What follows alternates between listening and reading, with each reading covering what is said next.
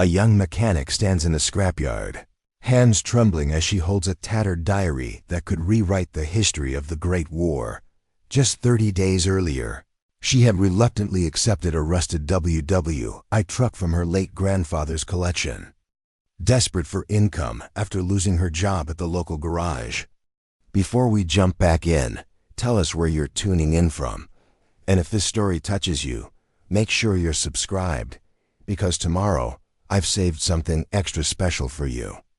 Now surrounded by military historians and museum curators, Sophie Chen must decide whether to surrender the newly discovered diary of Private James Harlow, a forgotten soldier whose eyewitness account contradicts the official narrative of a pivotal WWI battle, or honor her grandfather's lifelong mission to restore forgotten vehicles and the stories they carried.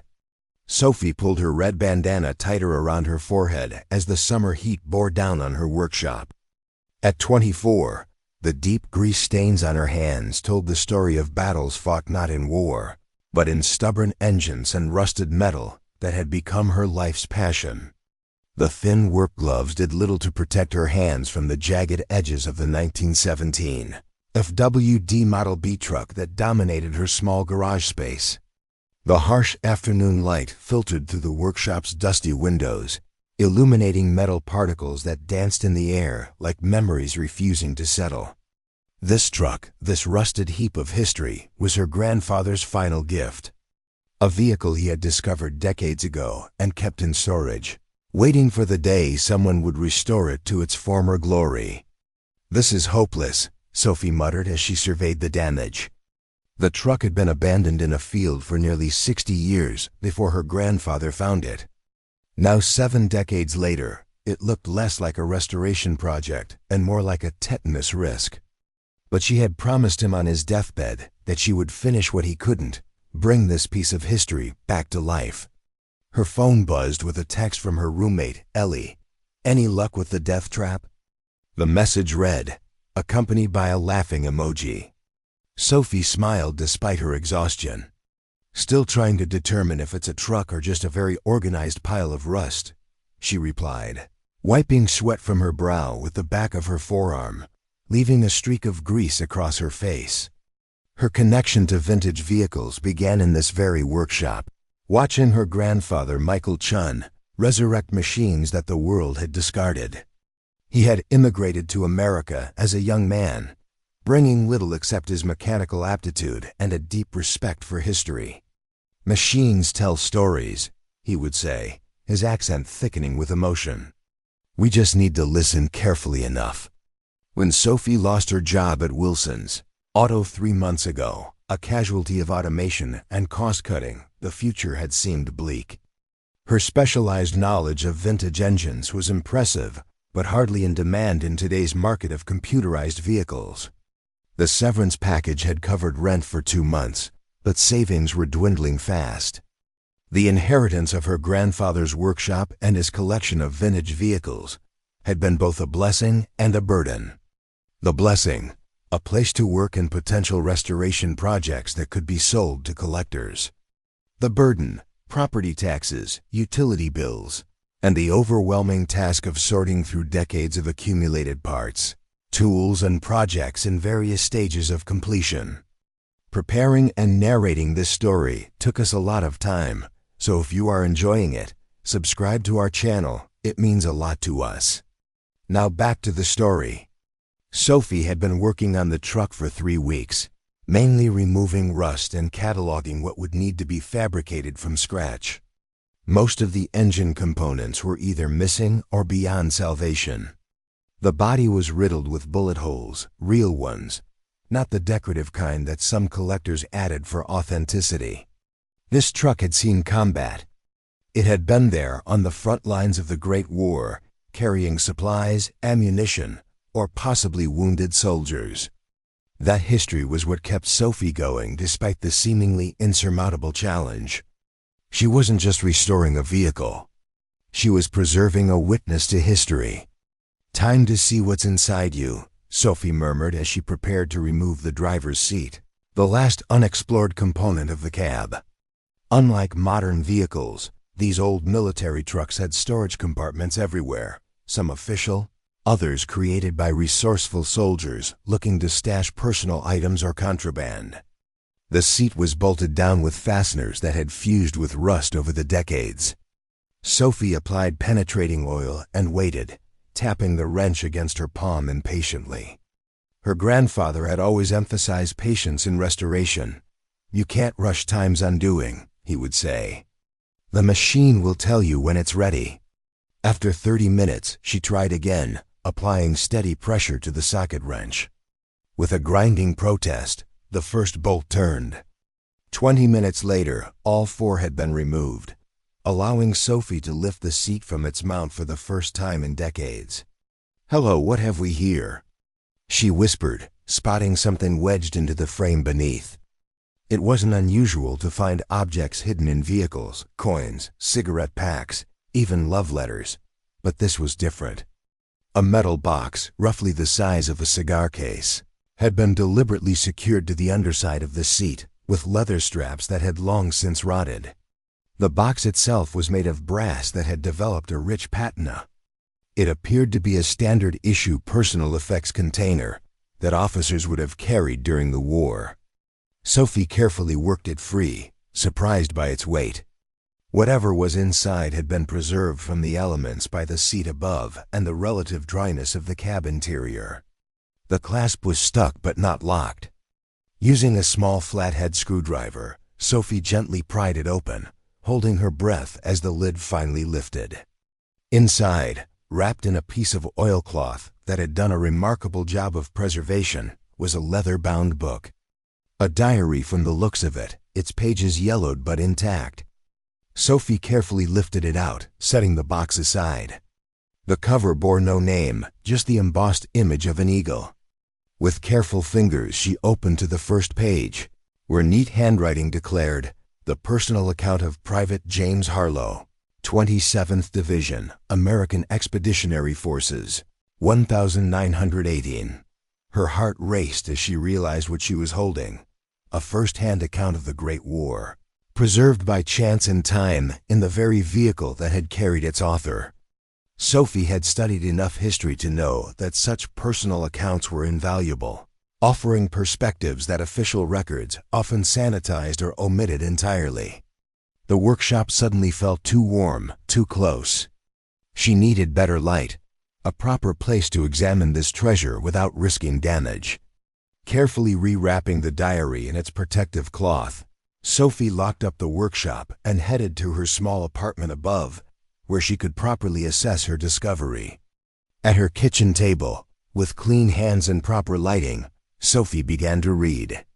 The diary began conventionally enough: Private Harlow's deployment to France, his initial impressions of the trenches, the camaraderie among soldiers from disparate backgrounds, unified by the horror of their circumstances. But as she turned the pages, Sophie's historian's instinct began to tingle. Harlow's account of the Battle of St. Mihiel in September 1918 diverged significantly from the official narrative she had studied. Where history recorded a decisive American victory with minimal strategic errors, Harlow described a chaotic scene where miscommunication between American and French forces nearly led to disaster. More troublingly, he detailed an incident where American artillery fire had mistakenly targeted their own advancing troops. A friendly fire incident that, according to Harlow, had been deliberately obscured in official reports. Names were named, commanding officers who had allegedly falsified after-action reports to protect reputations and careers. "This can't be right," Sophie murmured, cross-referencing the account with a quick internet search. The battle was indeed celebrated as a showcase of American military effectiveness, the first major and independent operation of the American Expeditionary Forces during World War I. If Harlow's account was accurate, it would require a significant reassessment of this historical narrative. More personally concerning were Harlow's descriptions of the truck, the very vehicle now sitting in her workshop. According to the diary, it had been used to transport not just supplies, but also confidential communications between command posts. Harlow had been its driver, using its hidden compartments to carry sensitive documents and, on at least one occasion, to smuggle evidence of the friendly fire incident that his conscience wouldn't allow him to ignore. The diary's final entries took an ominous turn. Harlow believed he was being watched by military intelligence officers concerned about his knowledge. His last entry, dated October 3, 1918, read, "Should anything happen to me, this account and the supporting documents hidden within my faithful truck will tell the truth that others wish buried. I entrust my story to time and fortune." Sophie sat back, mind racing. Supporting documents? Were there other compartments she hadn't yet discovered? And more importantly, what was her responsibility toward this historical bombshell? The truck and everything in it were legally hers, but the potential historical significance of Harlow's account extended far beyond questions of ownership. A knock at her door startled her from these thoughts. Through the peephole, she recognized Dr. Victor Harrison from the local historical society, whom she had contacted weeks ago about potentially authenticating the truck for insurance purposes. She had completely forgotten their appointment. Quickly but carefully placing the diary in her bedroom, Sophie composed herself and opened the door. "Dr. Harrison, I'm so sorry. I got caught up in the restoration and lost track of time." The historian, a tall man in his 60s with wire-rimmed glasses and a tweed jacket despite the summer heat, smiled kindly. "Quite all right, Miss Chen.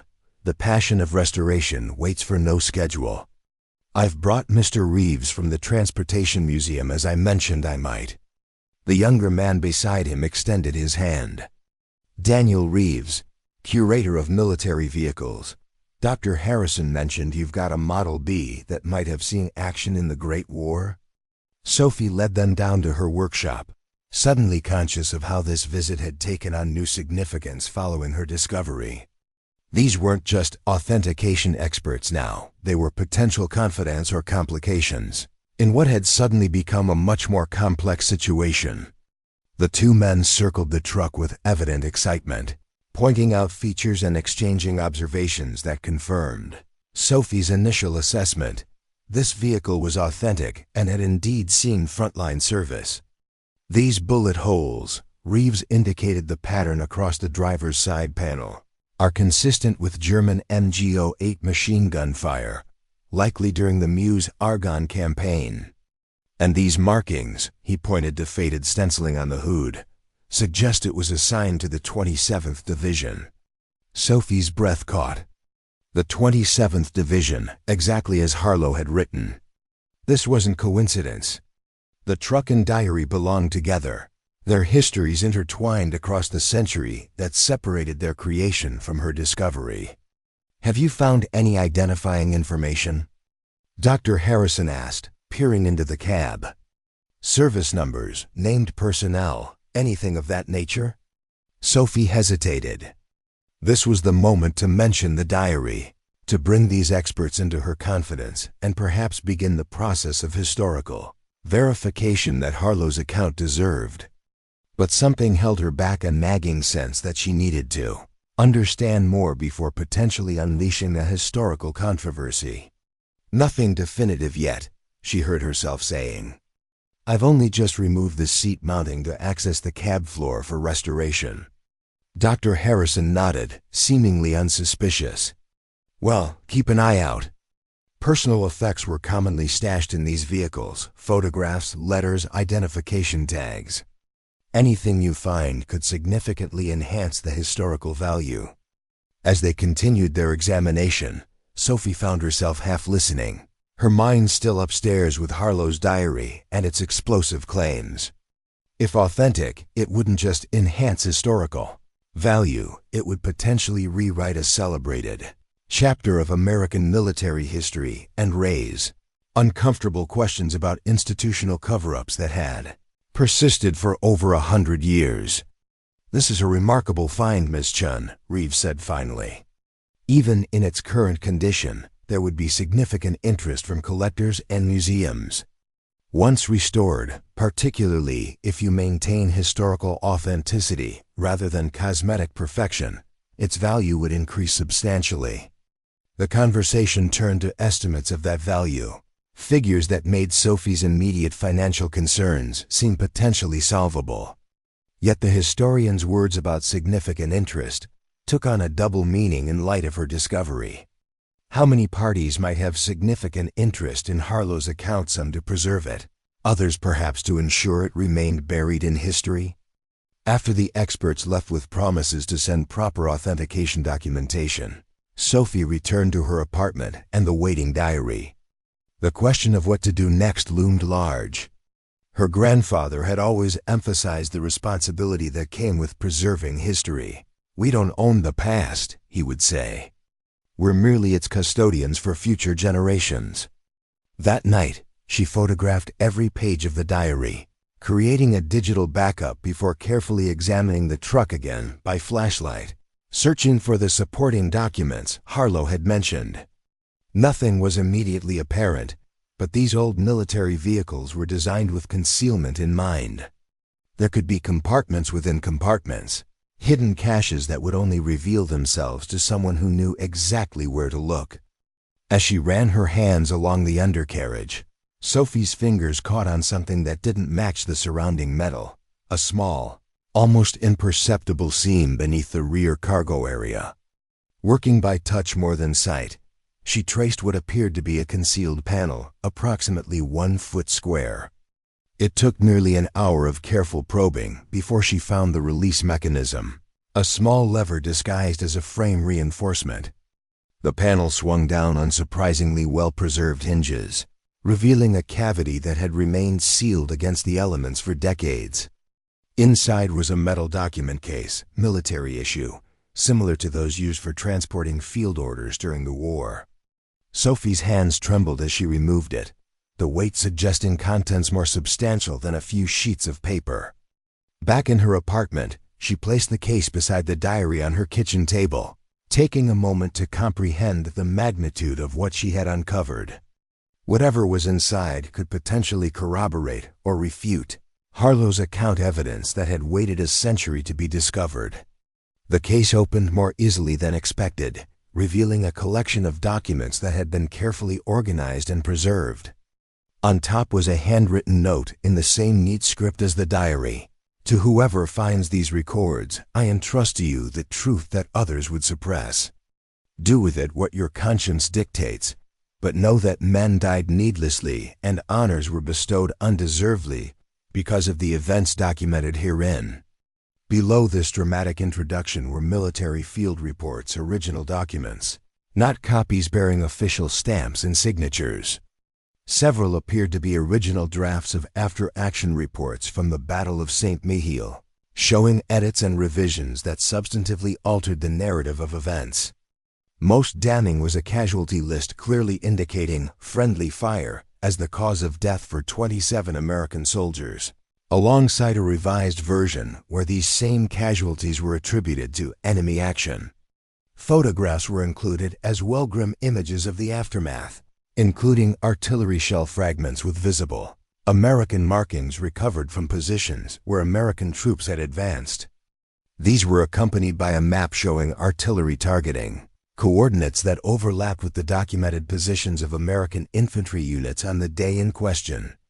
Most shocking of all was a memorandum on letterhead from the American Expeditionary Forces headquarters, explicitly ordering the revision of all records pertaining to Incident 27 SM9 to maintain operational security and preserve public confidence in command decisions. It was signed by a colonel whose name Sophie recognized from her history studies, a man who had later risen to become a celebrated general and military strategist, whose theories were still taught in war colleges. Sophie sat motionless, the weight of history pressing down upon her. These weren't just interesting historical artifacts, they were evidence of a deliberate falsification of military records, a cover-up that had protected reputations and careers while denying recognition of the true circumstances under which American soldiers had died. The implications were enormous. Military histories would need revision.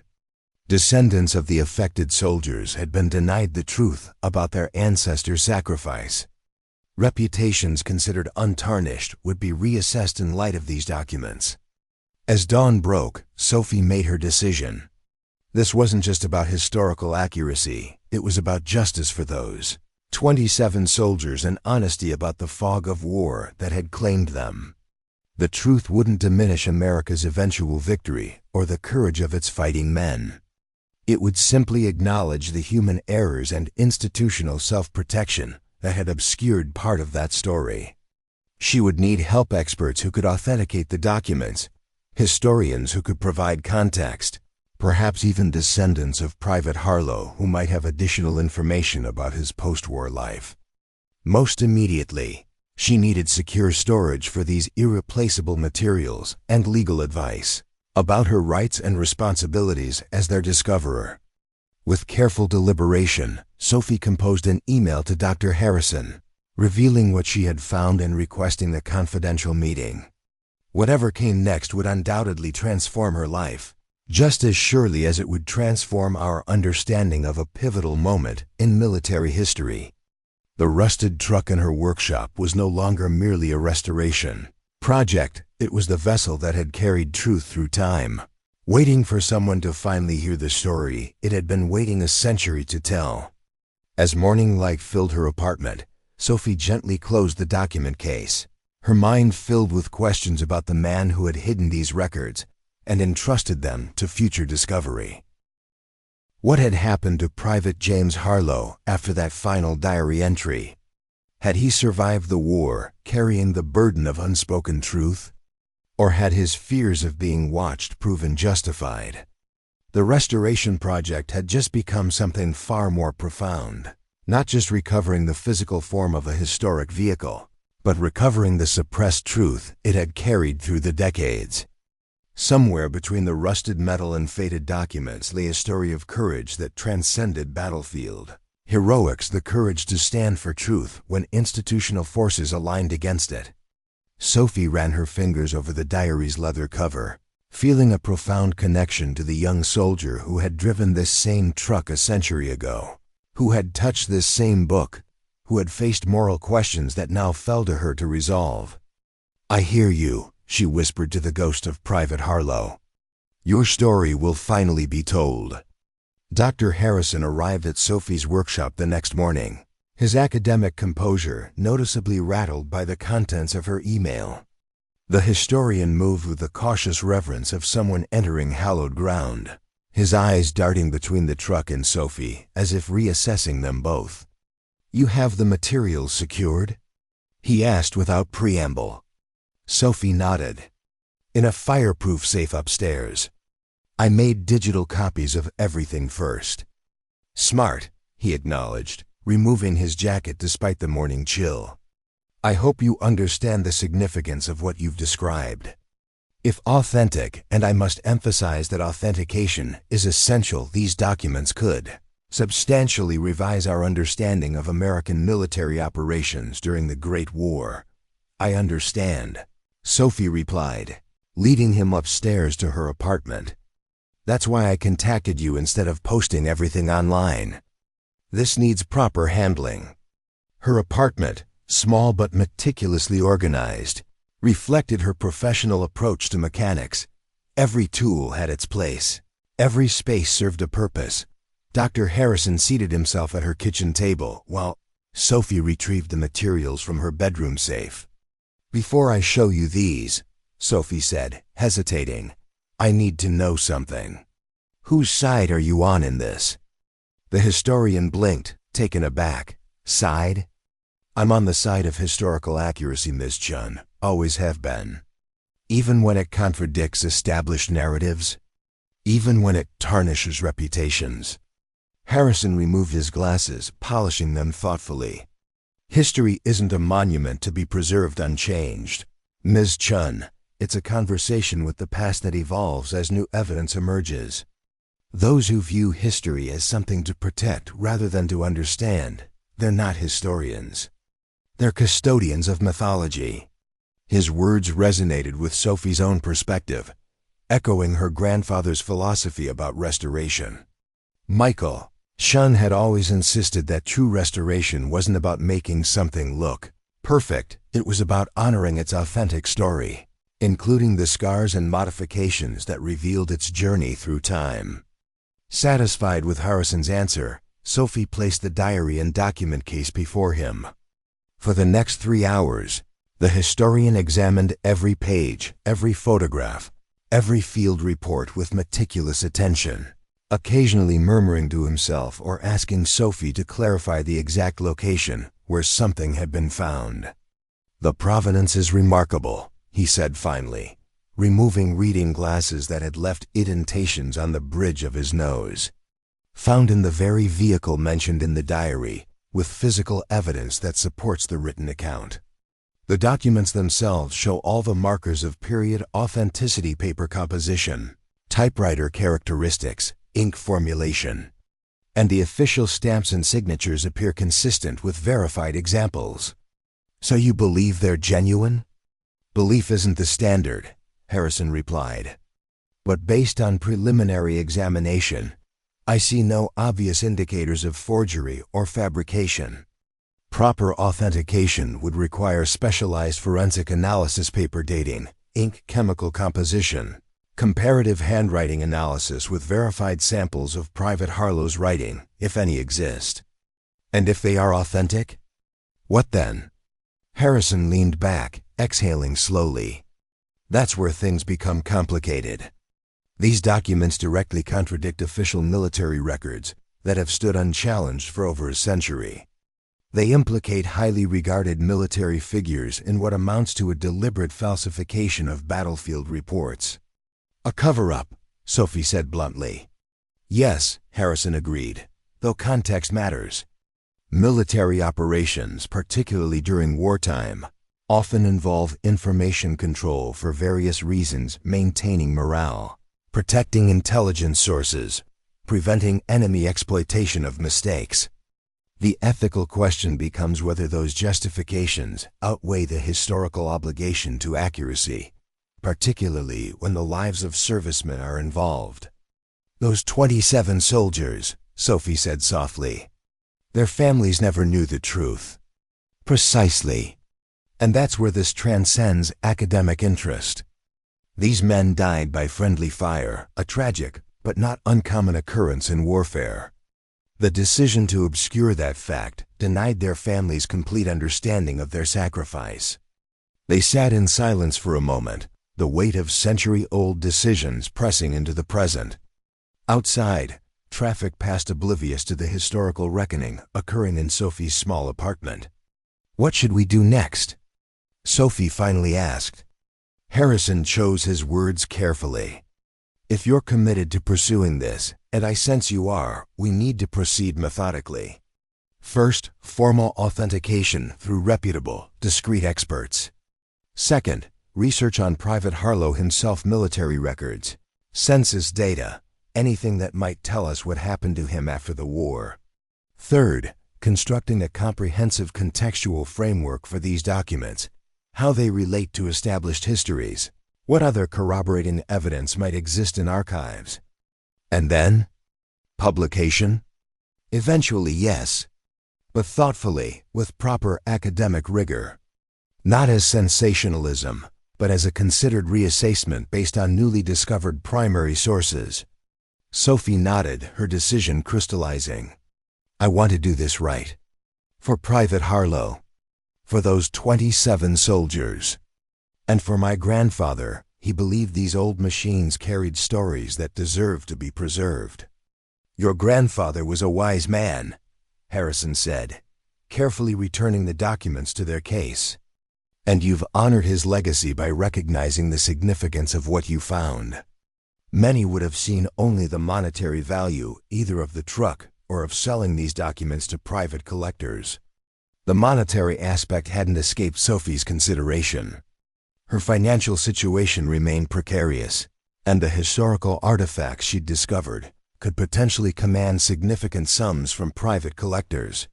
Yet the thought of selling them felt like a betrayal, not just of Private Harlow, but of the responsibility that had passed to her through chance and circumstance. "I can't afford to fund a proper historical investigation," she admitted. "But I can't justify selling these either. There must be another way. Harrison nodded thoughtfully. There are grants for independent historical research, academic partnerships that might provide resources, and the restoration of the truck itself, continuing as planned, could generate interest and potentially income while maintaining your connection to the physical artifact that protected these documents for a century. Over the next 2 weeks, Sophie's life transformed around her discovery. By day, she continued the painstaking restoration of the truck, now with a renewed sense of purpose. Each bolt she cleaned, each panel she repaired, felt like an act of historical preservation beyond mere mechanical restoration. By night, she worked with Dr. Harrison and a small team of trusted experts he had carefully assembled, Dr. Eleanor Whiting, a forensic document specialist, Professor James Mercer, a military historian specializing in the American Expeditionary Forces, and Marcus Lee, an archivist with expertise in military records of the period. The team worked with extraordinary discretion, understanding that premature publicity could compromise their investigation. Initial forensic analysis confirmed what Harrison had suspected. The documents were indeed authentic to the period, with paper composition and ink formulations consistent with American military documentation circa 1918. More compelling still was Professor Mercer's discovery in the National Archives weather reports from the day of the St. Mihiel offensive, showing unusual fog conditions that aligned perfectly with Private Harlow's description of the visibility issues that had contributed to the artillery targeting error.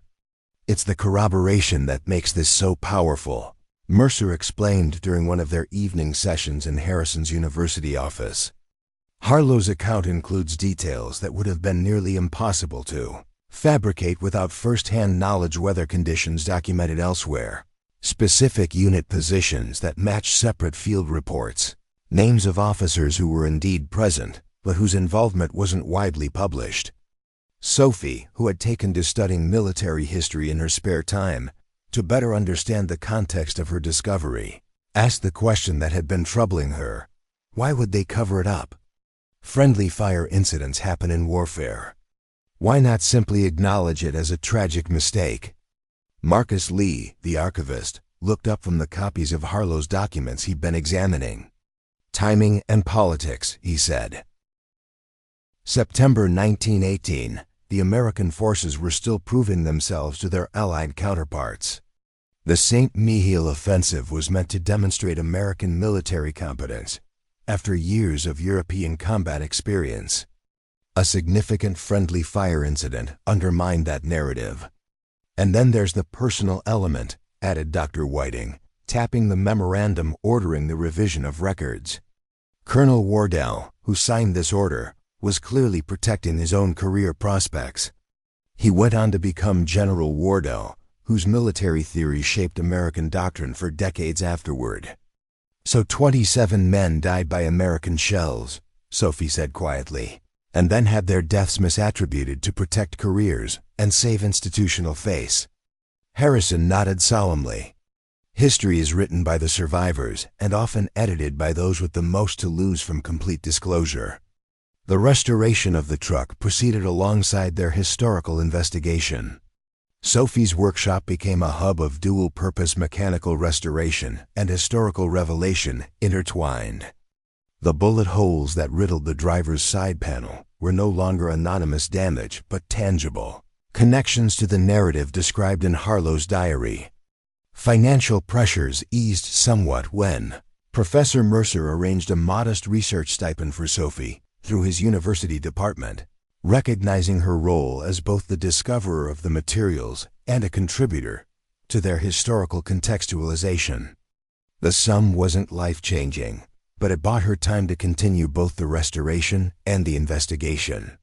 4 weeks after her initial discovery, a breakthrough came from an unexpected source. Marcus Lee had been searching military personnel records for information about Private Harlow's post-war life. "I found him," the archivist announced, entering the workshop with uncharacteristic excitement. James Harlow survived the war, But his military career ended abruptly in November 1918, just weeks after his final diary entry. Honorably discharged on medical grounds. Medical? Sophie looked up from the engine component she was cleaning. Was he wounded? That's where it gets interesting, Lee said, placing his laptop on her workbench. The medical discharge cites nervous exhaustion and combat fatigue, what we'd now recognize as PTSD. But there's a note in his file from a military physician questioning whether his symptoms were genuine or an attempt to avoid court-martial proceedings. Court-martial? For what? Harrison asked, joining them from where he'd been examining the truck's rear compartment. Insubordination and unauthorized removal of military documents, Lee replied grimly. The proceedings never went forward, likely because pursuing them would have required acknowledging what those documents contained, but the threat alone would have been potent. Sophie felt a surge of connection to the soldier whose diary had become so familiar to her. They tried to silence him with threats of prosecution. Standard practice, unfortunately, Professor Mercer noted.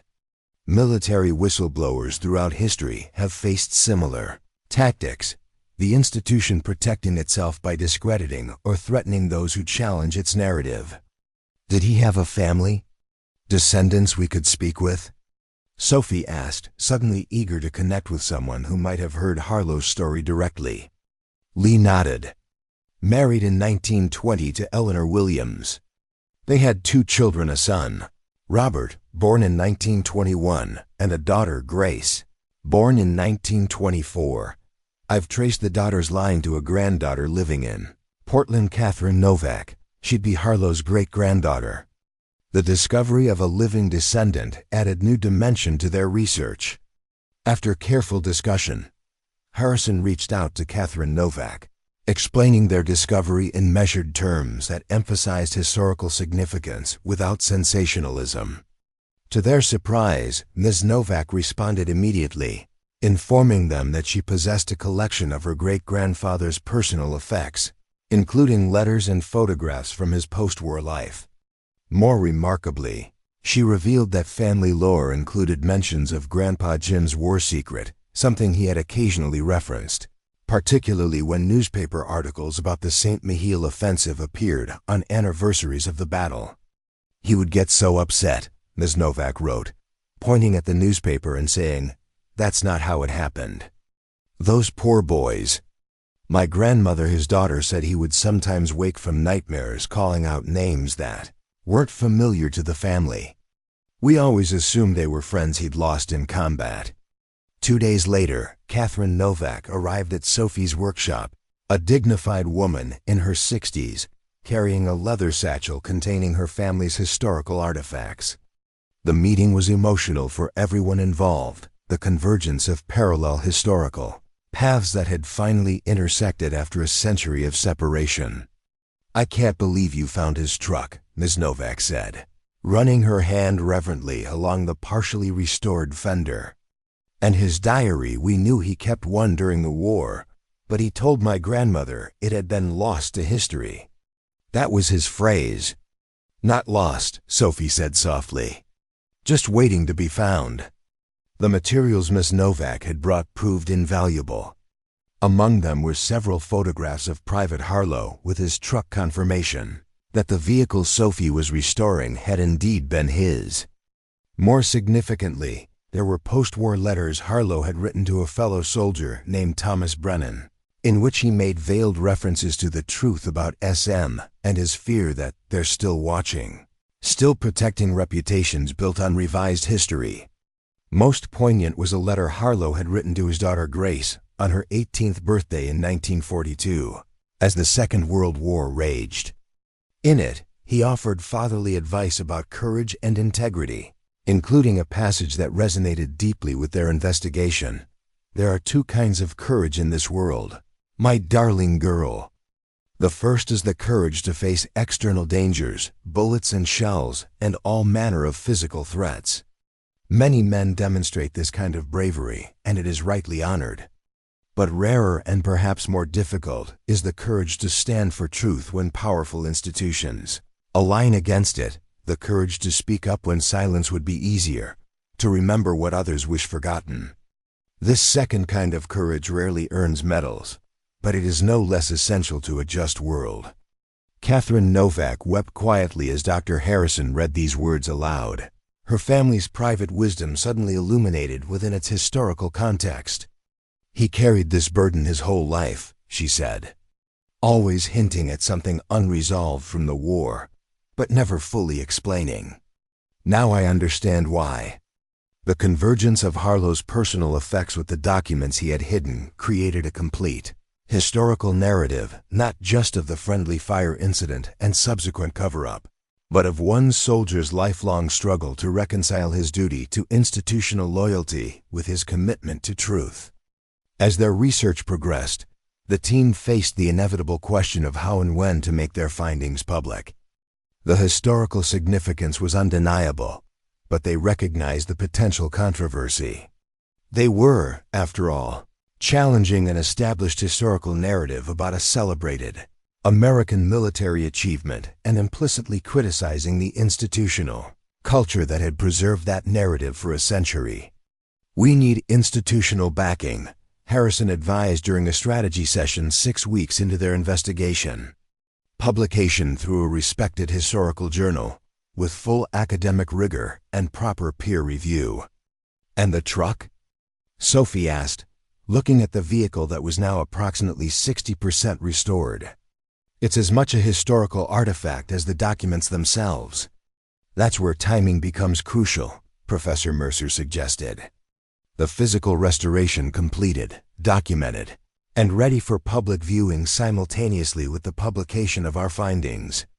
The convergence of the textual evidence with its physical context would be extraordinarily powerful." Sophie committed herself fully to completing the restoration on their publication timeline. Working 14-hour days, she sourced period-appropriate parts, fabricated components that couldn't be found, and painstakingly restored the vehicle to its 1918 condition, battle damage included. Each bullet hole, each dent was preserved rather than repaired, maintaining the truck's authenticity as a witness to history. Catherine Novak visited regularly, sometimes simply sitting quietly in the workshop, forming her own connection with the vehicle that had carried her great-grandfather through war and protected his testimony through time. She brought family photographs and stories that helped Sophie envision the man who had driven this truck a century earlier. "He never spoke directly about the war to his children," Ms. Novak shared during one such visit. "But my grandmother remembered him saying once that machines outlive men, and sometimes they carry our truths forward when we no longer can." It's almost as if he knew someone would eventually find what he had hidden. As the restoration neared completion and the historical article prepared for submission, Sophie faced an unexpected ethical dilemma. A private collector, having heard through the historical community about her significant WWI vehicle restoration project, approached with an offer that would resolve all her financial insecurity, $275,000, for the fully restored truck, with immediate cash payment and minimal questions asked. The offer came at a moment of particular vulnerability. The workshop's roof had developed a serious leak that threatened both the restoration work and Sophie's living space above, and the repair estimate exceeded her available funds and credit. Dr. Harrison found her sitting beside the nearly completed truck late one evening, the collector's offer letter in her hands. "Considering it?" he asked gently, pulling up a stool beside her. "I'd be lying if I said no," Sophie admitted. "This much money would change everything for me. Secure the workshop, fund future restoration projects, create stability." Harrison nodded thoughtfully. "No one would blame you. The historical record is preserved in our documentation and publication. The truck itself, while significant, is your property to dispose of as you choose." "But it feels wrong," Sophie said, articulating the discomfort that had kept her awake. This truck protected Harlow's truth for a century. Selling it to disappear into a private collection seems like breaking faith with that legacy. What would your grandfather have done? Harrison asked. The question pierced Sophie's uncertainty. Michael Chun had refused countless offers for his most historically significant restorations, insisting that certain vehicles belonged to history, not to individuals. He had lived modestly, sometimes precariously, maintaining this principle throughout his life. He would find another way, Sophie said finally. And so will I. The solution emerged through Catherine Novak, who approached the Portland Historical Museum about acquiring the truck as a centerpiece for a new exhibit on Oregon veterans' experiences in world conflicts. The museum's initial offer was modest compared to the private collectors, but it came with something more valuable to Sophie, a guarantee that the truck would remain accessible to the public, properly contextualized within Harlow's story, and professionally preserved for future generations. Moreover, the museum proposed hiring Sophie as a consultant for the installation and ongoing maintenance, providing both immediate income and professional recognition that could lead to similar opportunities with other historical institutions.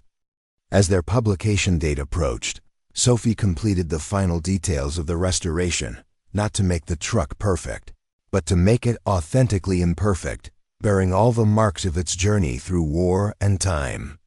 The bullet holes remained, now stabilized to prevent further deterioration. The original paint was preserved where possible, with matching period-appropriate paint applied only where absolutely necessary for protection. Most significantly, Sophie restored the hidden compartment beneath the driver's seat precisely as Harlow had designed it functional, concealed yet accessible to those who knew where to look.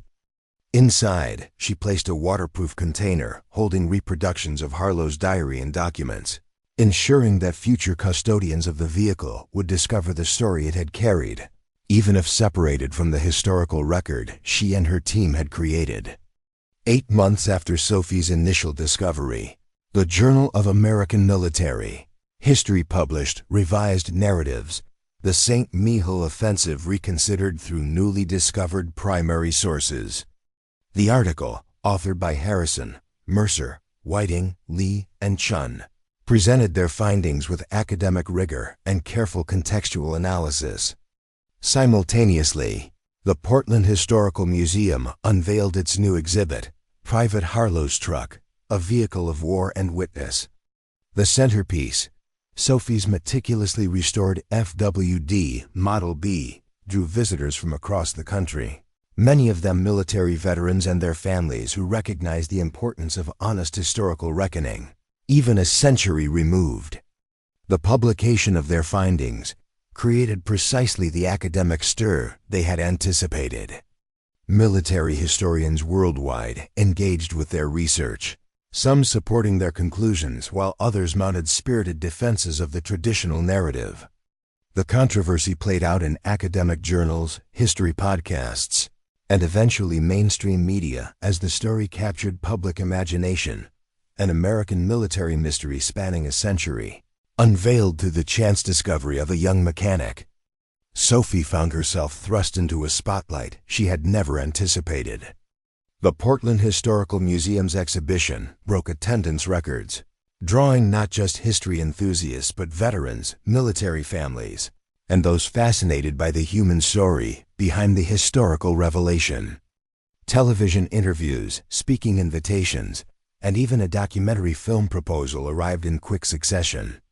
"This isn't what I signed up for," Sophie confided to Dr. Harrison as they prepared for a panel discussion at the National World War I Museum in Kansas City. "I'm a mechanic, not a historian or public speaker." "You're underestimating yourself," Harrison replied. "You've become something more important, a bridge between academic history and public engagement. Your perspective as the discoverer, as a restorer rather than a traditional historian, resonates with people in ways our academic publications never could." The truth of his observation became apparent during their presentation. While the assembled historians engaged primarily with the documentary evidence and its implications for military historiography, Audience questions repeatedly focused on Sophie's experience, the process of discovery, the ethical decisions she'd faced, the connection she'd developed with Private Harlow across time. "How did it feel," one elderly veteran asked, "to be the first person to read his words after 100 years?" Sophie considered the question carefully, aware of the responsibility in her answer. "It felt like a conversation across time," she finally said. "Not just with Private Harlow, but with my grandfather who taught me that machines carry stories, with all the people who had owned or encountered that truck without discovering its secret, with the 27 soldiers who died without their story being fully told. It felt like being entrusted with something precious and fragile, the truth." Her answer, unpolished but authentic, resonated more deeply than the academic presentations that preceded it. There was something powerful in the unplanned nature of her involvement, a young mechanic, struggling financially who chose historical integrity over immediate gain, who approached complex historical questions with straightforward moral clarity. 3 months after the publication, Sophie received an unexpected communication, an email from Colonel Margaret Winters, director of the U.S. Army's Historical Review Commission, requesting a private meeting regarding their research. The formal, carefully worded message sent a wave of apprehension through the research team. "They're going to try to discredit us," Marcus Lee worried during their hastily arranged conference call. "Classic institutional defense strategy, undermine the messenger when you can't refute the message." Professor Mercer was more measured. "Not necessarily. The military historical establishment isn't monolithic. There are serious scholars within it who prioritize accuracy over institutional protection, especially for events a century past. Either way," Dr. Harrison advised Sophie, "you should not meet with them alone. This requires proper representation, academic and possibly legal." The meeting was arranged at Neutral Territory, a conference room at Portland State University, with Sophie accompanied by Dr. Harrison, Professor Mercer, and Dr. Whiting. Catherine Novak attended as well, representing the Harlow family's interests. Colonel Winters arrived with 2 associates, Dr. Alan Reynolds, Chief Historian for the Army Historical Division, and Major Julia Carver, a military lawyer specializing in archival access and historical documentation. Their formal uniforms and reserved demeanor created immediate tension in the room. "Ms. Chen," Colonel Winters began after introductions were complete, "I'll be direct. Your team's publication has created significant interest within our division. The documentation you discovered raises substantive questions about our historical record of the St. Mihiel offensive." Sophie maintained composed eye contact, grateful for Harrison's steadying presence beside her. "That was our assessment as well, Colonel. What might surprise you," Winters continued, "is that you're not the first to raise these questions." She opened a folder, revealing photocopies of documents none of them had seen before. "These are internal reviews conducted in 1955 and again in 1978, examining discrepancies in the St. Mihiel casualty reports and after-action documentation. Both investigations identified the same friendly fire incident your Private Harlow documented, though without the benefit of his first-hand account." The revelation stunned the room into silence. Sophie was the first to find her voice. "You knew? The Army has known for decades?" "Known but not publicly acknowledged," Dr. Reynolds clarified. "These reviews were classified at the time, part of internal historical accuracy assessments that didn't result in public revision of the record." "Why reveal this now?" Dr. Harrison asked, skepticism evident in his tone. Colonel Winters met his gaze directly. "Because your publication changes the equation. The evidence you've presented is compelling and publicly available. We can either engage with it constructively or appear to be suppressing historical truth. The latter is not acceptable to the modern Army, whatever decisions might have been made in previous eras."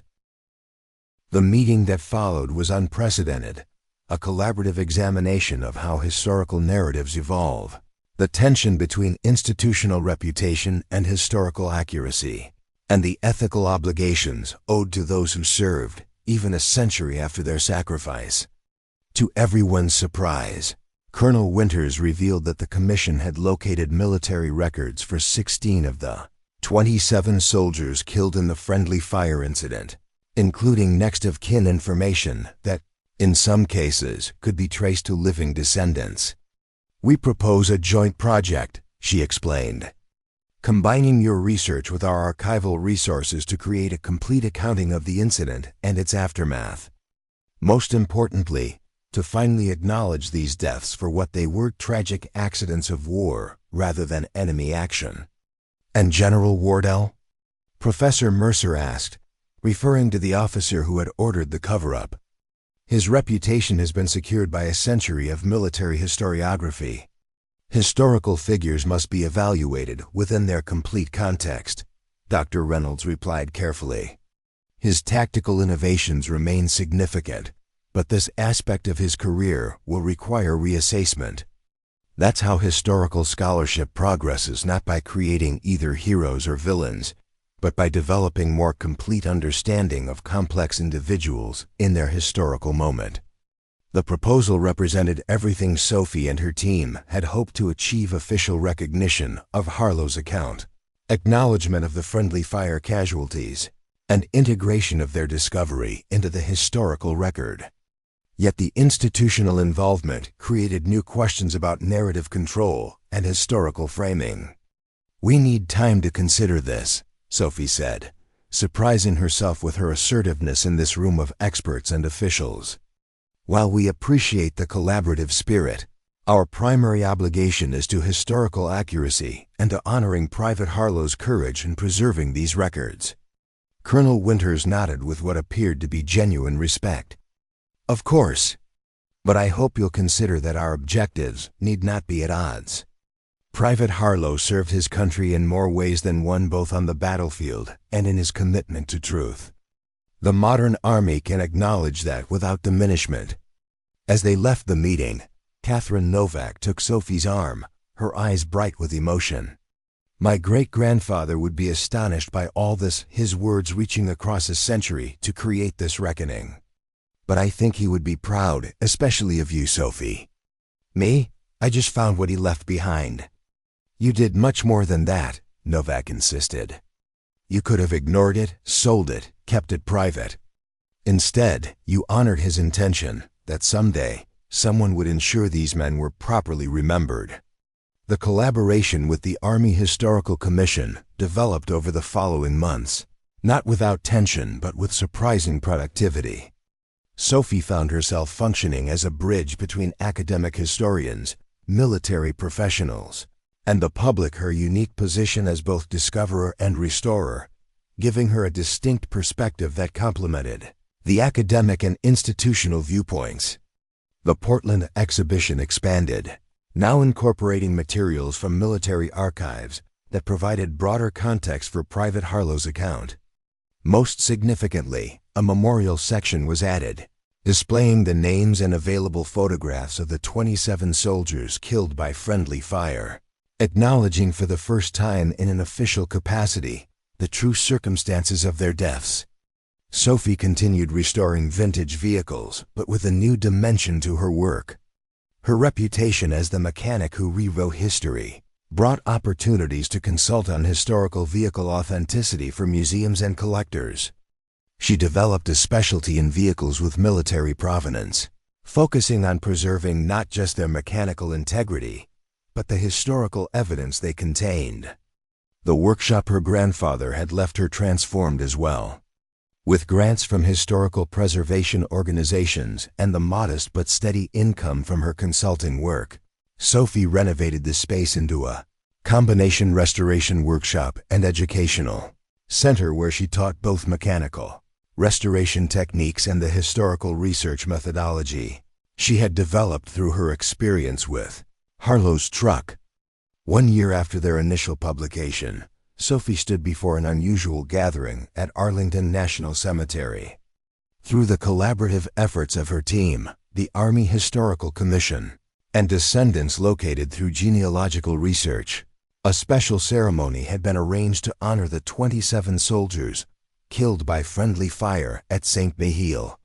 Families had come from across the country, grandchildren, great-grandchildren, and even a few elderly nieces and nephews of the fallen men. For them, this ceremony represented not just historical correction, but personal revelation, explaining family stories of grief that seemed disproportionate to the officially reported circumstances of death. My grandmother never believed the telegram an elderly woman told Sophie before the ceremony. She always said her brother's letters had described fighting in a different area than where they claimed he died. Now we know why he wasn't killed by German fire at all.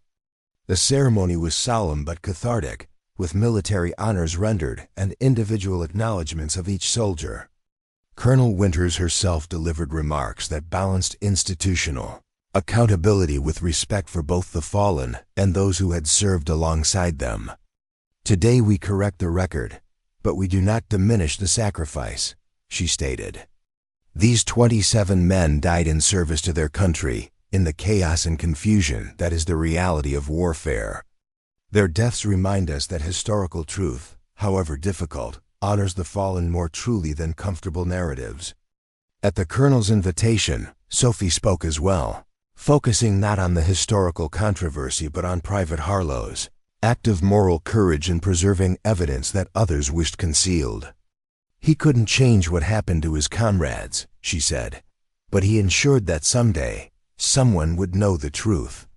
That kind of moral courage rarely receives medals or monuments, but it's essential to who we are as a society, this willingness to bear witness, to preserve truth for future generations, even when there's no guarantee it will ever be discovered. After the ceremony, as families lingered at the memorial marker that now acknowledged the friendly fire incident, Catherine Novak approached Sophie with a small package wrapped in simple brown paper. "This belonged to my great-grandfather," she explained, unwrapping a pocket watch of tarnished brass. "It was in his effects when he died in 1969. My grandmother kept it, then my mother, and now me, though none of us really understood its significance until recently." The watch was military issue, standard for officers though, unusual for an enlisted man like Harlow. Opening it revealed an inscription inside the case. "To remember time's truth. TC 1864 to 1918. TC?" Sophie asked, running her finger gently over the engraving. "Thomas Chamberlain," Catherine explained. "He was Harlow's commanding officer, killed in the same friendly fire incident. We found correspondence suggesting he gave Harlow this watch along with instructions to document what really happened, just hours before the artillery strike that killed him and the others." The watch represented a tangible connection to the events Harlow had documented, not just an artifact, but evidence of the human bonds and personal promises that had motivated his actions. It transformed their understanding from one of individual whistleblowing to a shared commitment between a dying officer and the Fajinafakhu soldier he trusted to preserve the truth. "The museum would love to display this alongside the truck," Sophie suggested, "to show the human connection behind the historical documentation." "Actually," Catherine said with a gentle smile, "I was hoping you might keep it, not for the museum, but for yourself. You've done what my great-grandfather hoped someone would do. You listened to his voice across time and made sure he was finally heard." Overwhelmed by the gesture, Sophie initially protested, but Catherine was insistent. "Our family has carried this watch for generations without fully understanding its significance. Now that we do, it seems right that it should pass to someone who continues the work it represents, preserving difficult truths that might otherwise be lost to history." The watch became both talisman and reminder for Sophie, not displayed in the museum, but kept in her workshop where she could see it daily. Its steady ticking became the soundtrack to her continuing work of restoration and historical preservation. 3 years after her discovery beneath the driver's seat of a rusted WWI truck, Sophie completed a comprehensive manual titled "Vehicles as Historical Documents: Restoration Techniques for Historical Preservation." The guide, published by the Smithsonian Institution, codified the methodology she had, developed approaches to restoration that preserved not just the mechanical functionality and appearance of historical vehicles, but their evidentiary value as artifacts of their time. The manual's foreword, written jointly by Dr. Harrison and Colonel Winters, acknowledged how Sophie's unconventional background had created a new interdisciplinary approach bridging mechanical restoration, archival research, and historical analysis. Chen reminds us that historical evidence exists not just in archives and libraries, but in the physical objects that surrounded historical events, they wrote.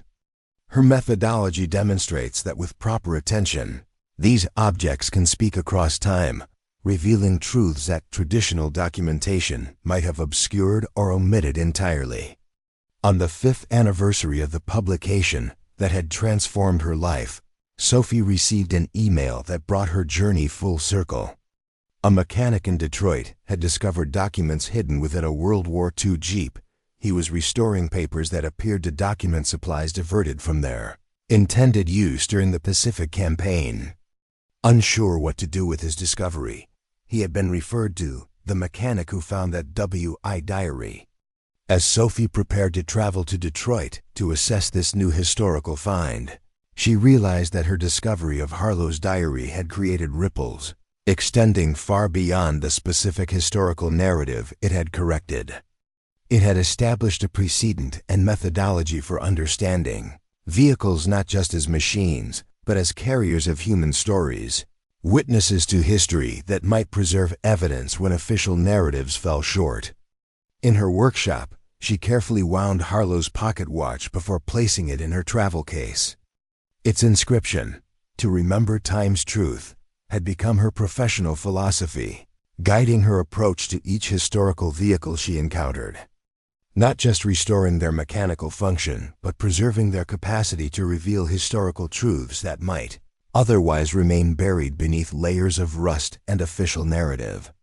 "Time's truth," she murmured to herself, echoing the phrase that had come to define her unexpected career. The watch ticked steadily in response, a century-old mechanism still faithfully marking the passage of time, just as Private James Harlow had faithfully preserved his witness to history, trusting that someday someone would listen. The rusted truck that had started her journey now stood fully restored in the Portland Historical Museum, surrounded by an exhibition that had grown to include not just Harlow's story but a broader exploration of how ordinary individuals, mechanics, drivers, soldiers, sometimes become unexpected custodians of historical truth. Sophie's own journey from struggling mechanic to respected historical consultant embodied this theme, demonstrating how individuals without formal historical training could nonetheless make profound contributions to historical understanding when they approach the past with integrity, curiosity, and respect. As she locked her workshop, preparing for her flight to Detroit and whatever historical mystery awaited there, Sophie reflected on the unlikely path that had led her from financial precarity to purpose. The inheritance of her grandfather's workshop, once seen primarily as a financial burden, had become the foundation for a career she could never have imagined. Combining his mechanical legacy with a historical mission born from a chance discovery beneath a driver's seat.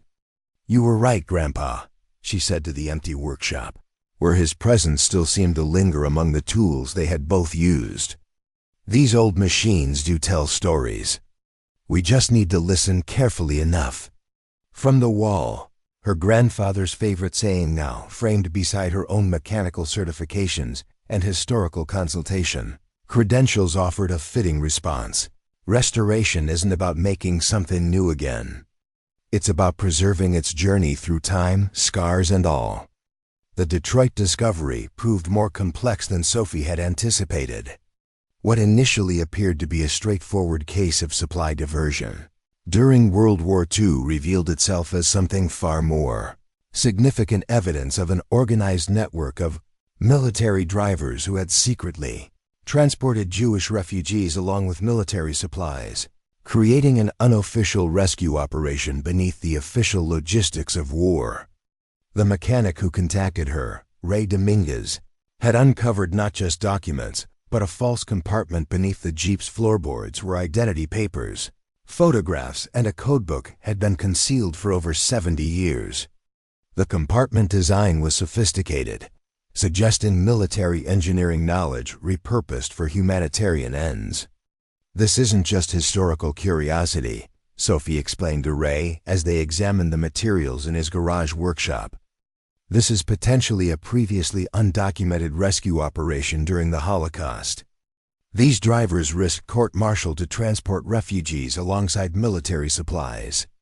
Ray nodded, the gravity of their discovery evident in his expression. "That's why I contacted you. This needs proper handling, historical significance beyond the vehicle itself."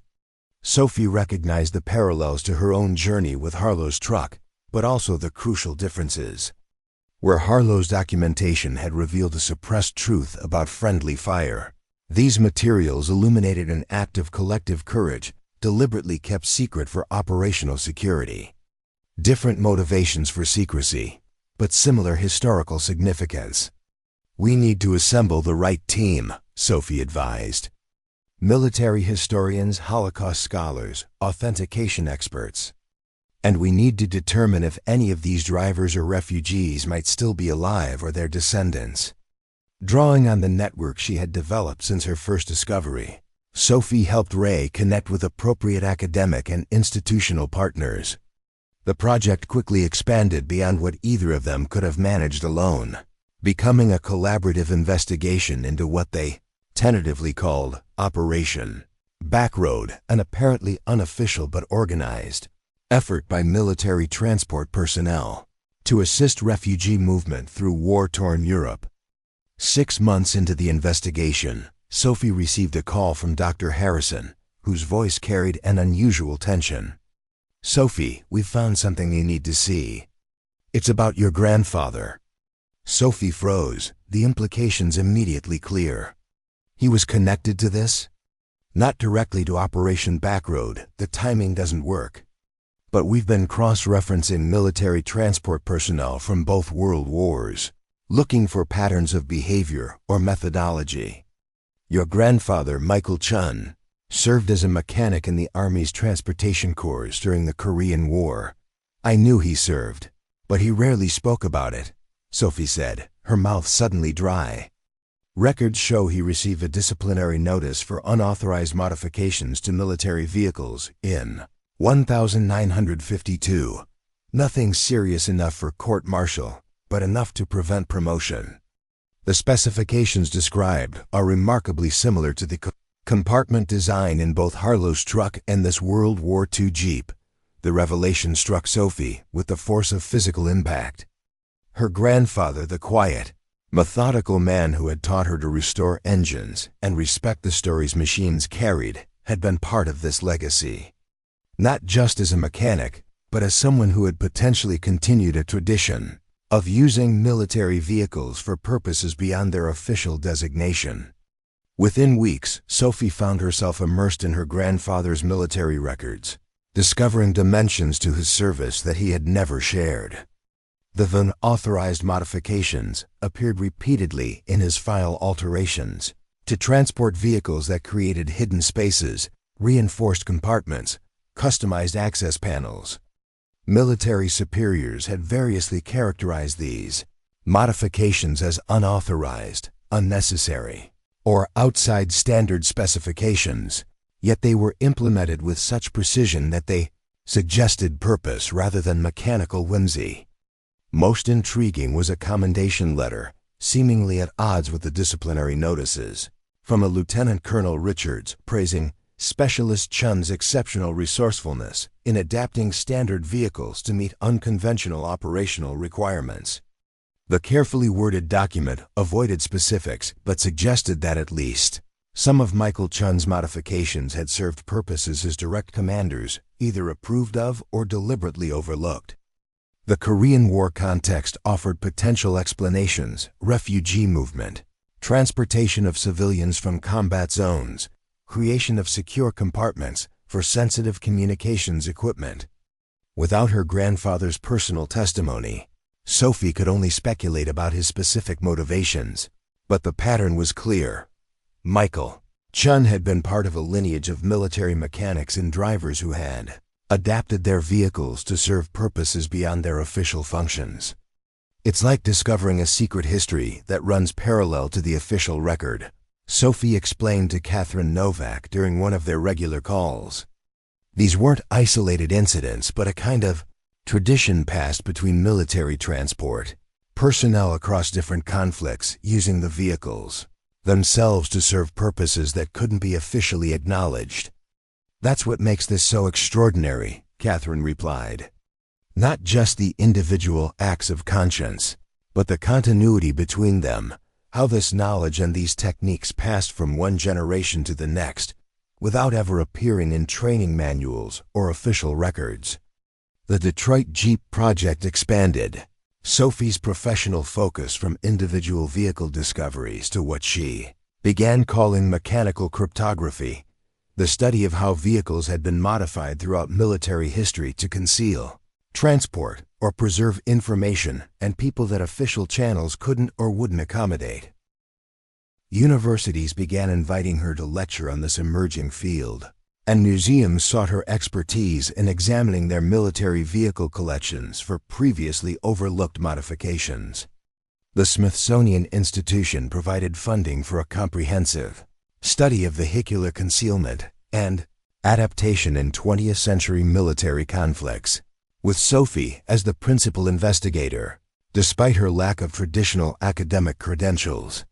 10 years after her discovery of Harlow's diary, Sophie stood in the newly opened Witness Vehicles Wing of the National Museum of American History in Washington, D.C. The exhibition represented the culmination of a decade's work, not just her own, but that of the network of historians, mechanics, military personnel, and family members who had contributed to this expanding understanding of how military vehicles had served as carriers of suppressed or hidden histories. Harlow's truck occupied a place of honor near the entrance, fully restored yet bearing all its battle scars. The hidden compartment beneath the driver's seat, now visible through a carefully designed viewing panel. Beside it stood the Detroit Jeep, similarly preserved with its secret compartment exposed. Throughout the gallery, other vehicles told similar stories. A Vietnam-era helicopter with secret compartments built into its maintenance panels. A Desert Storm Humvee modified to transport classified documents. A Civil War ambulance wagon with hidden spaces beneath its floorboards that had once concealed escaped slaves moving north. What connects these vehicles across different conflicts and eras, the exhibition text explained, is not just their mechanical adaptations, but the human conscience that drove these modifications, individuals who found ways to serve purposes beyond their orders, using their technical knowledge to protect people or preserve truths that official channels could not accommodate. As Sophie guided a group of mechanical engineering students through the exhibition, she paused before a photograph recently added to the display, her grandfather in his army uniform, standing beside a transport truck in Korea, his expression serious but with unmistakable determination in his eyes. My grandfather never told me about his military service beyond basic facts, she told the students. But he taught me something crucial, that machines are never just machines. They're extensions of human purpose, carriers of human stories. When he showed me how to restore an engine, he wasn't just teaching mechanics. He was showing me how to listen to what these machines could tell us about the people who built them, modified them, and used them. A student raised his hand. Did you ever find out exactly what your grandfather was doing with those modifications? Not with absolute certainty, Sophie acknowledged. But military records show his unit was involved in civilian evacuation operations during key battles. And we've identified specific modifications to cargo capacity and access points that would have allowed transport of civilians alongside military supplies, modifications that weren't standard but that appear in multiple vehicles from his unit. The exhibition had attracted attention far beyond traditional museum audiences. Military personnel, particularly from transport and engineering divisions, often visited in uniform, studying the technical aspects of these historical modifications with professional interest. Veterans groups organize special tours, some members occasionally recognizing techniques or modifications they had encountered during their own service. Most meaningful to Sophie were the family's descendants of the drivers, mechanics, and others who had used these vehicles for purposes beyond their official functions. Some came with stories passed down through generations. Others discovered connections to their family histories only through the exhibition itself. They brought photographs, letters, and sometimes additional documentation that expanded the historical record further. The academic impact of Sophie's work had been significant as well. Mechanical witnessing had become a recognized subdiscipline within military history, examining how the physical apparatus of warfare sometimes preserved evidence that official documentation omitted or obscured. Doctoral dissertations, scholarly articles, and new archival initiatives had emerged from this framework, creating a more textured understanding of military history through the physical artifacts that survived it. After the student tour concluded, Sophie found herself alone in the gallery during a quiet moment before closing. Moving from vehicle to vehicle, she traced her hand along fenders and door panels that had carried hidden purposes through history's chaos. Each represented not just mechanical ingenuity, but moral courage individuals who had found ways within rigid military structures to serve additional purposes that conscience demanded. Dr. Harrison joined her, his gait slower than when they had first met, but his intellectual energy undiminished. After a decade of collaboration, he'd become both mentor and friend, helping Sophie navigate the academic world while she helped him understand the mechanical dimensions of their shared research. "I received word from the committee this morning," he said without preamble. "The Franklin Medal has been approved. You'll be the first non-academic recipient in its history." Sophie shook her head, still uncomfortable with such recognition despite her growing professional stature. "I'm still just a mechanic who found something hidden in a truck." "That modesty is precisely why the honor is deserved," Harrison replied. "But we both know you've become far more than that. You've created an entirely new methodology for historical investigation, one that bridges disciplines and reveals dimensions of history that traditional approaches missed entirely." As they walked through the exhibition, Harrison gestured toward a group of high school students gathered around the Detroit Jeep, their young faces illuminated with interest as their teacher explained its significance. "That's the real impact," he said quietly. "Not the academic accolades or the museum exhibitions, but how this changes our collective understanding of history, not as something created only by generals and presidents, but by individual acts of conscience carried out by ordinary people doing extraordinary things." The observation resonated with something Sophie had been considering throughout the development of this exhibition, how her discovery of Harlow's diary had revealed not just a specific historical incident, but a broader pattern of individual agency within seemingly rigid military structures. The drivers and mechanics who had created these hidden compartments, transported these unauthorized passengers, preserved these suppressed truths. They had found ways to serve moral purposes beyond their orders without abandoning their military duties. "It's changed how I understand my grandfather," Sophie admitted. "I always saw him as someone who avoided conflict, who kept his head down and focused on his work. Now I wonder if his quietness wasn't avoidance, but discretion, if he carried experiences and knowledge he couldn't share but that shaped everything he did." "Including how he taught you," Harrison suggested. "Perhaps passing on not just mechanical skills, but a certain approach to responsibility, this understanding that technical knowledge carries moral obligations." The connection between her grandfather's teachings and her own journey had become increasingly clear to Sophie over the years.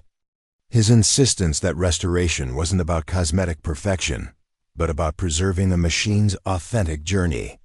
His careful attention to modifications that others might overlook.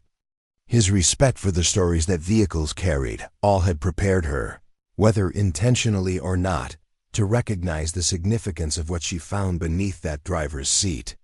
15 years after her discovery, Sophie found herself in an unlikely setting, the White House Rose Garden, where the president was presenting the Presidential Citizens Medal to individuals whose contributions had significantly influenced American understanding of its own history. The ceremony included scholars, activists, archivists, and one mechanic whose discovery had launched a reassessment of how military history was documented and understood. Sophie Chen's work reminds us that history isn't confined to archives and official records, the citation read. Through her unique combination of mechanical expertise and historical perspective, she has revealed how the vehicles of war sometimes carried not just soldiers and supplies, but acts of conscience and suppressed truths that help us understand our past more completely. As she accepted the medal, Sophie thought of the journey that had brought her to this moment, from the financial desperation that had led her to accept her grandfather's rusted truck to the international recognition of her contributions to historical methodology. The struggles had been real and often difficult, but the sense of purpose had been transformative. The ceremony included a surprise that brought tears to Sophie's eyes: the attendance of 5 veterans who had served in transport divisions across different conflicts, each having come forward in recent years to acknowledge their own participation in using military vehicles for purposes beyond their official functions. Among them was a 97-year-old former sergeant who had served in the same Korean War transportation unit as her grandfather. Michael Chen, the elderly veteran, told her at the reception afterward, his voice quavering with age but his memory precise. "Best damn mechanic in the outfit. Could make a truck do things the designers never imagined." He leaned closer, speaking more softly. "We moved a lot of civilians out of combat zones, families, children. Nothing in the official orders about that. But the modifications your grandfather made to cargo capacity, access points, suspension to handle extra weight without looking overloaded, made it possible." This first-hand confirmation of what Sophie had pieced together from records and mechanical evidence felt like a completion of a circle, connecting her grandfather's silent legacy directly to the field of study his workshop had ultimately inspired. The witness vehicles methodology that Sophie had pioneered had expanded beyond military applications, inspiring new approaches to historical vehicles of all types.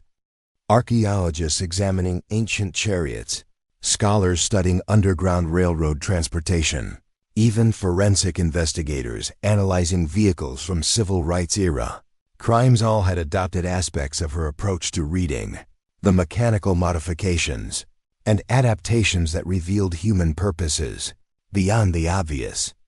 20 years after finding Private Harlow's diary beneath the driver's seat of a rusted WWI truck, Sophie Chen stood in her grandfather's workshop, now expanded and modernized, but still retaining its essential character. Around her, a dozen young mechanics and historians worked at various stations, learning the interdisciplinary approach she had developed throughout her career. The Chen method, as it had come to be known in academic circles, combined traditional mechanical restoration with forensic examination, documentary research, and oral history collection, treating each historical vehicle as a complex text that could reveal dimensions of human experience not captured in written records alone.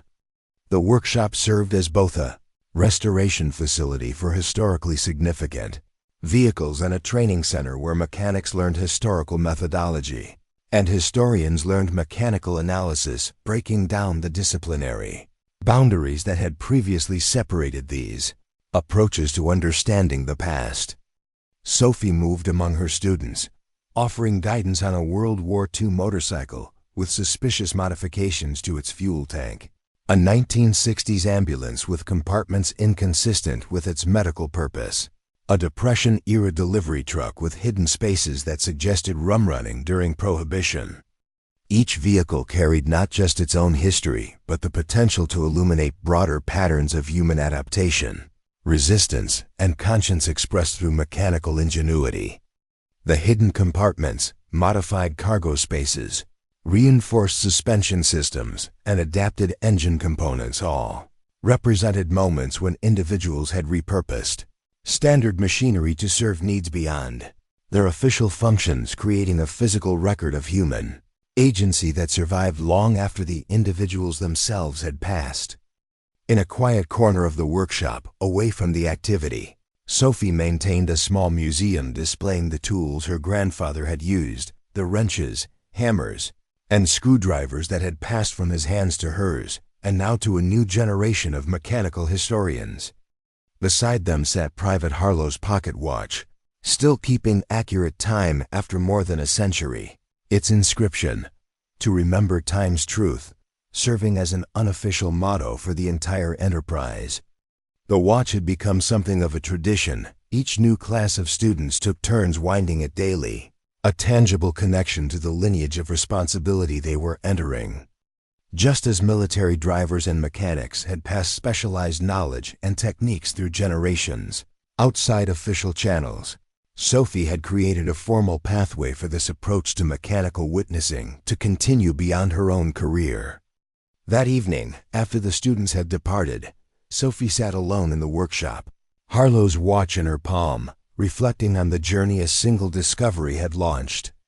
From struggling mechanic to presidential medal recipient, from isolated restoration specialist to founder of an interdisciplinary field, the transformation still sometimes seemed surreal. Yet the core of her work remained fundamentally unchanged from what her grandfather had taught her in this very space, that machines carried human stories, that restoration meant preserving authenticity rather than creating perfection, that mechanical knowledge carried responsibilities beyond technical competence. The rusted WWI truck that had started this journey now occupied a permanent place of honor in the Smithsonian, while the Detroit Jeep had recently been transferred to the United States Holocaust Memorial Museum as part of a special exhibition on undocumented rescue operations during World War II. Other vehicles Sophie had examined throughout her career were distributed across museums worldwide, each telling its piece of this alternative history of individual conscience expressed through mechanical adaptation. As Sophie prepared to lock up for the night, she noticed something her students had left on her desk, a framed photograph of her grandfather standing beside a transport truck in Korea, paired with a recent photograph of Sophie in almost the same stance beside Harlow's restored truck in the Smithsonian. The visual parallel was striking, highlighting the continuation of purpose across generations. Beneath the photographs, her students had inscribed a quote from Sophie's first book, "Machines outlive their makers," carrying forward not just function but purpose. In their modifications and adaptations, in the changes made for undocumented needs, we find evidence of human conscience that official records might never preserve.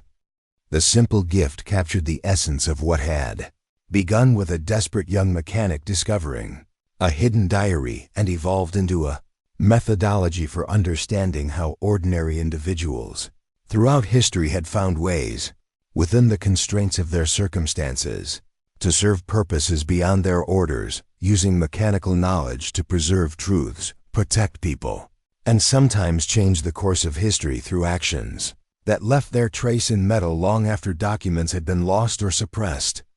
Sophie placed the frame beside her grandfather's tools, a fitting addition to this physical legacy.